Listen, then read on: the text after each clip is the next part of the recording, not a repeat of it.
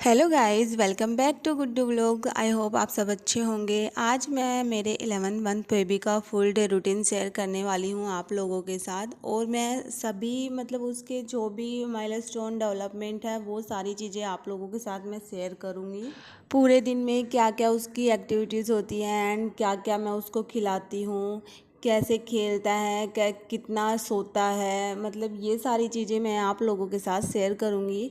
So friends, full watch करना video को और इन्जॉय करना। एंड जो भी चैनल में नए हैं प्लीज़ चैनल को सब्सक्राइब कर लो, जिस प्रकार मैं ऐसे बेबी रिलेटेड वीडियो शेयर करती रहती हूँ। अगर आपके भी छोटा बेबी हो तो आपके लिए ये वीडियो ज़रूर हेल्पफुल रहेगी। सो फ्रेंड्स, वीडियो स्टार्ट करते हैं। अभी मेरा बेबी उठा है, अभी टाइम हो रहा है लगभग 6:30 बज रहे हैं और अभी ये उठा था। वैसे मैं जब जल्दी उठ जाती हूँ तो मेरे साथ भी उठ जाता है, लेकिन मैं इसको फीड करा के फिर वापस सुला देती हूँ। और अभी ये उठा था तो थोड़ी देर मैं इसके साथ मस्ती कर रही हूँ।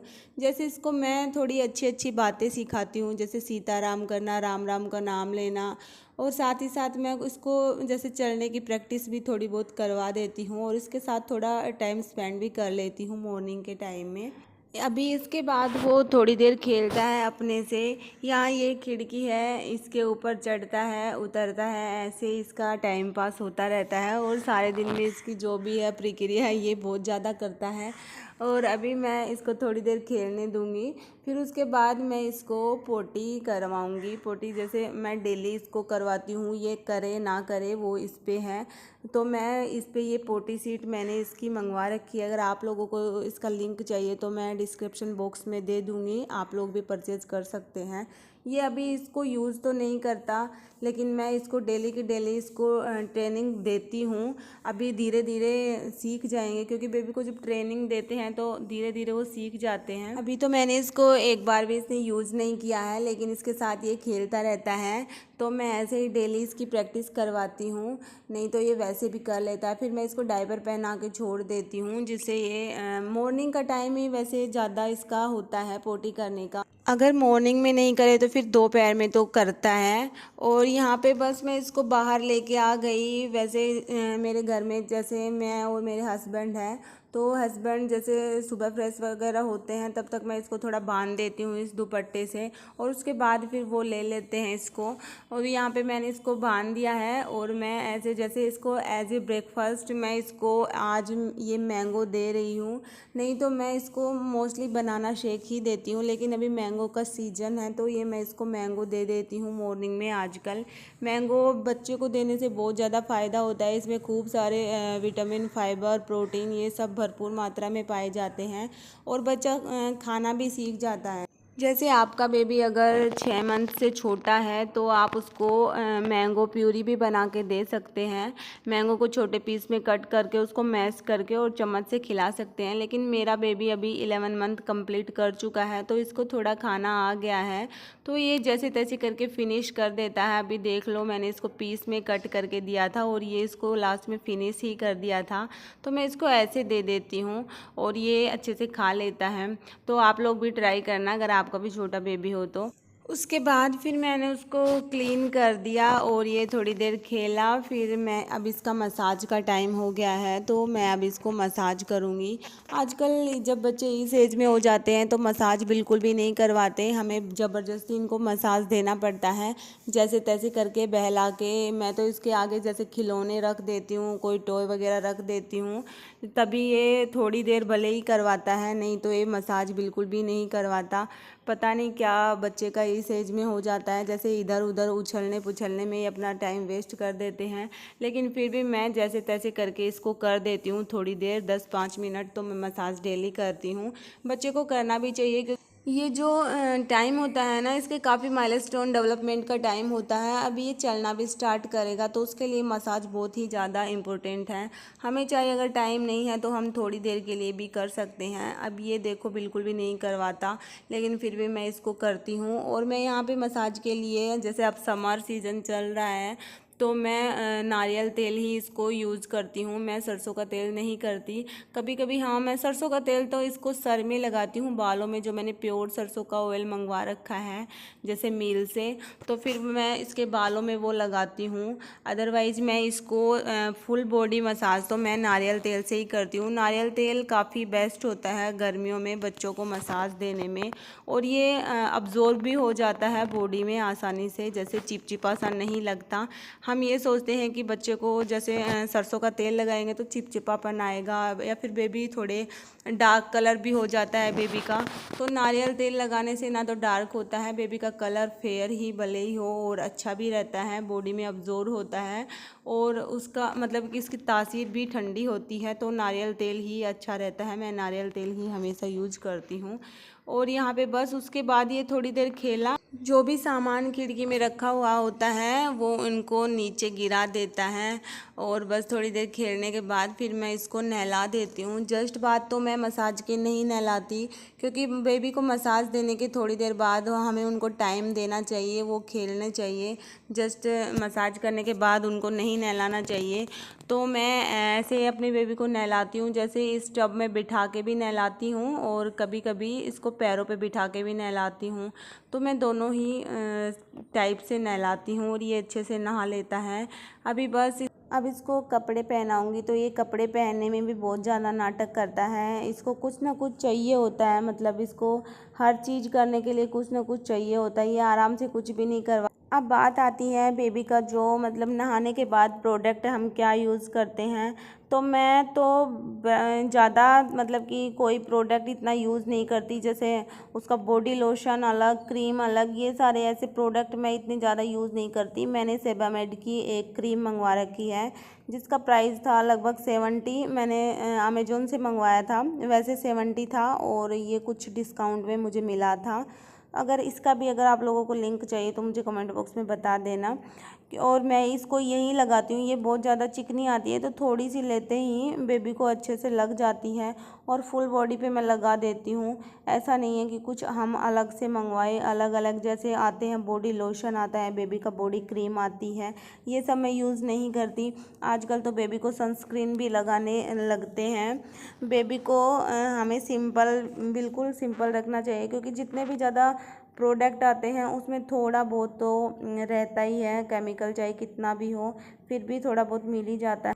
तो अगर आपका भी छोटा बेबी है तो ये ख़ास तौर पे ध्यान रखें कि ज़्यादा क्रीम वगैरह यूज़ ना करें, कोई एक क्रीम हो जो अच्छी सी हो वो ही यूज़ करें।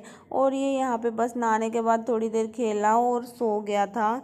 अब मैं इसका जो लंच है वो मैं तैयार कर देती हूँ, क्योंकि फिर उठने के बाद उसको बिल्कुल भी वो नहीं है, मैं उठने के बाद थोड़ी देर खेलता है और फिर उसको खिला देती हूँ। तो लंच में मैं उसके लिए आज कुछ अलग से नहीं बना रही, हमने हमारे लिए बनाए थे नमकीन चावल। तो उसमें मैंने आलू डाले थे, वैसे सिंपल तरीके से बनाए थे, आलू डाले थे, थोड़े से बीन्स डाल दिए थे, और अभी मैं उसमें दही मिला, मिक्सर में मैंने उसका ये पेस्ट सा बना लिया है। तो ये मैं अपने बेबी को लंच में दे दूँगी। इसमें आलू भी है और बीन्स भी है। बीन्स तो आप लोगों को पता ही है कितना अच्छा फ़ायदा करता है, और आलू भी बेबी के लिए अच्छे रहते हैं। तो वैसे तो जैसे उसको टीथ है नहीं अभी, तो उसे खाया नहीं जाता, तो इस टाइप से करके बेबी को कुछ भी, दाल चावल कुछ भी करके हम दे सकते हैं। और ये अभी टाइम हो चुका था लगभग 12:30, मतलब कि वो 10 बजे सो गया था, और लगभग ये 12:30 का इतना टाइम है।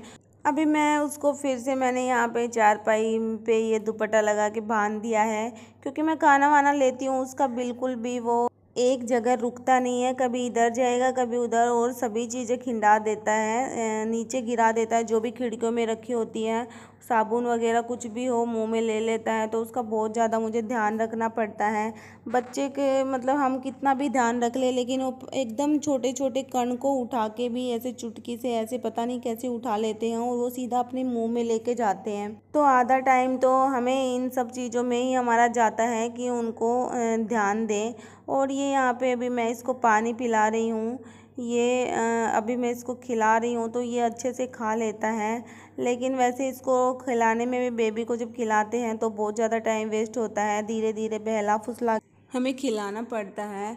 मैं कुछ मतलब कि कुछ सुनती भी हूँ, कुछ कमेंट्स भी पढ़ती हूँ कि जैसे कुछ बेबी खाना खाते नहीं हैं आराम से, और जैसे 1 साल के हो जाते हैं और ज़्यादा भी हो जाते हैं, लेकिन वो खाना प्रॉपर तरीके से नहीं खा पाते, तो उनकी सबसे ज़्यादा मतलब उनमें ये कमी रहती है कि हम उनको खाने की आदत डालते ही नहीं हैं।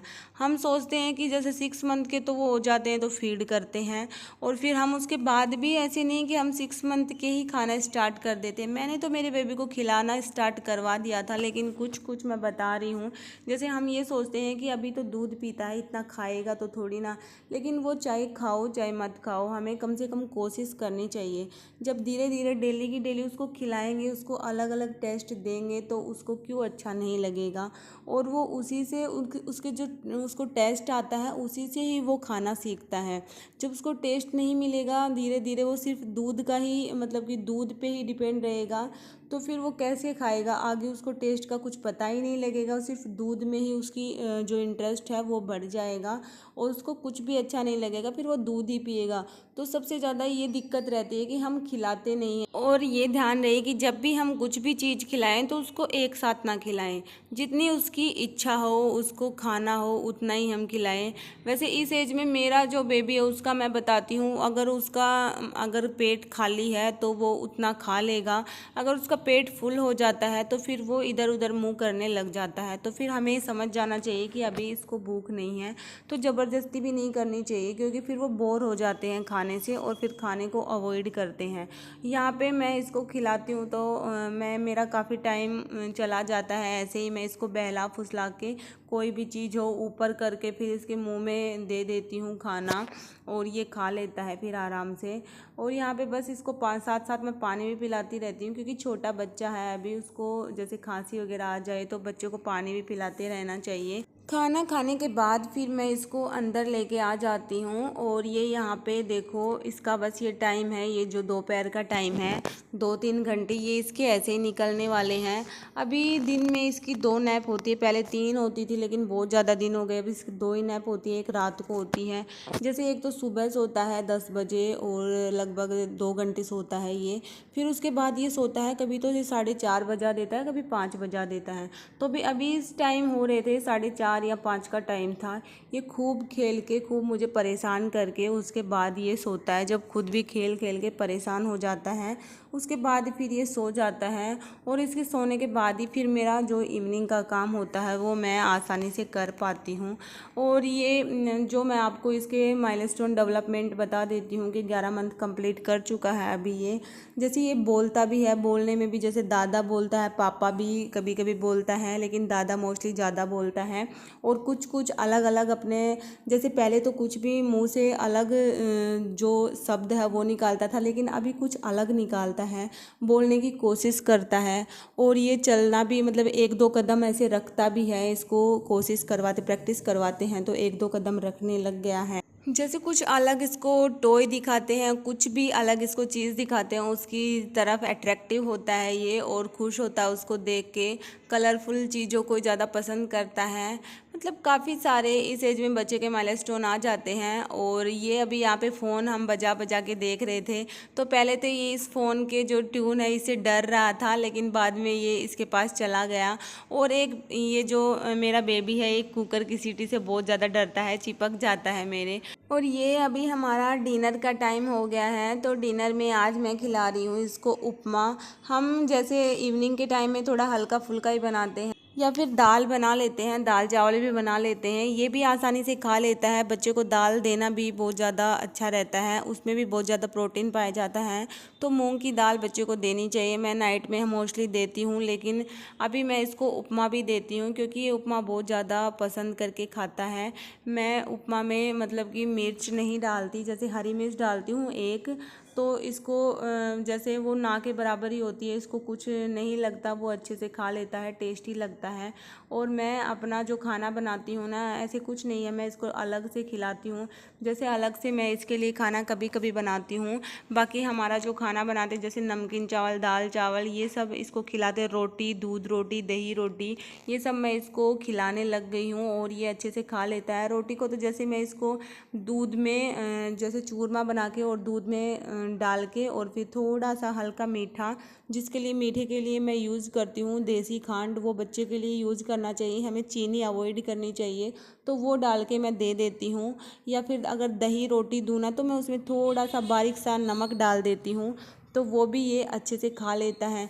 मतलब बच्चे को खिलाते रहना चाहिए, अलग अलग टेस्ट देते रहना चाहिए, ये नहीं कि हमें रोटी नहीं खिलानी चाहिए, ये नहीं खिलानी चाहिए, या फिर हम अलग से ही बच्चों के लिए कुछ खाना बनाएं। कई बार ऐसा होता है कुछ हमारे पास इतना टाइम नहीं होता कि हम बच्चे के लिए अलग से बनाएं, या फिर कहीं जा रहे हो तो हम अपना जो खाना खाते हैं ना वही हम खिला सकते हैं। ऐसा नहीं है बिल्कुल भी कि हम अलग से ही खाना बनाएं। हाँ, लेकिन उसको ये भी देखना पड़ता है कि थोड़ा मतलब पतला टाइप, जैसे दलिया खिचड़ी, ये सब ही बच्चे को खिलाना प्रेफर करते हैं और यही बेस्ट होता है, बच्चे आराम से खा लेते हैं क्योंकि अभी टीथ आए नहीं हैं। किसी किसी के बच्चे के तो अगर टीथ आ जाते हैं तो उनके लिए खाना आसान रहता है, किसी किसी के नहीं आते। और एक बात ये भी है कि हम हमेशा टेंशन करते हैं कि हमारा बच्चा चल नहीं रहा, उसका बच्चा तो चलता है, उसके तो अभी टीथ भी आ गए। तो ये सब नॉर्मली बात है, सभी बच्चे का जो शरीर है अलग अलग होता है, उसमें जो भी उसके हार्मोन सभी बच्चे के अलग अलग होते हैं, तो उसके हिसाब से ही वो आते हैं टीथ वगैरह, या फिर वो चलना तभी स्टार्ट करते हैं। किसी बच्चे के टीथ पहले निकल आते हैं तो किसी के बाद में। ये सब अलग अलग बेबी के जो माइलस्टोन डेवलपमेंट होते हैं सभी अलग अलग होते हैं, तो इस पे हमें बिल्कुल भी टेंशन नहीं करनी चाहिए। और ये बेबी का नाइट का टाइम है, नाइट का मैं आपको इसको बता देती हूँ कि ये नाइट में सोता है लगभग 11 बजे, 10:30 बजे भी सो जाता है। इसका कोई फिक्स टाइम नहीं है, या फिर कभी कभी ये 12 भी बजा देता है। बेबी का कोई फिक्स टाइम बिल्कुल भी नहीं होता। नाइट में भी हम इसके साथ खेलते हैं, इसको अच्छी अच्छी बातें सिखाते हैं, इसको चढ़ने की प्रैक्टिस करवाते हैं। जो इसके पापा है इसको चढ़ने की प्रैक्टिस करवाते हैं और वो इसके साथ बहुत ज़्यादा मस्ती करते हैं। हमें बच्चों के साथ टाइम स्पेंड करना चाहिए, उन्हें प्रैक्टिस करवाना चाहिए। अगर हम चढ़ने की प्रैक्टिस करवाएंगे तो वो थोड़ा जल्दी से चढ़ना स्टार्ट कर देगा, और उसके आगे बोलने की उसको प्रैक्टिस करवाएंगे तो वो बोल भी आसानी से लेगा। हमें ये सब सारे जो उसको टाइम है ये सब हमें देना पड़ता है, तभी बच्चे का जो डेवलपमेंट होता है वो आसानी से हो जाता है। जैसे ये टेंशन नहीं रहती कि हमारा बच्चा ये नहीं करता वो नहीं करता, तो ये सभी मैं अपने बच्चे को करवाती रहती हूँ। और ये खाना भी प्रॉपर टाइम से खा लेता है, अच्छे से खा लेता है। अगर आपको मेरा वीडियो पसंद आए, आप लोग भी अपने बेबी को ये सब ट्राई करके देखना और फ़ायदा मिले तो कमेंट में मुझे ज़रूर बताना। ऐसी वीडियो देखने के लिए चैनल को सब्सक्राइब करना। मिलते हैं नेक्स्ट वीडियो में, बाय बाय।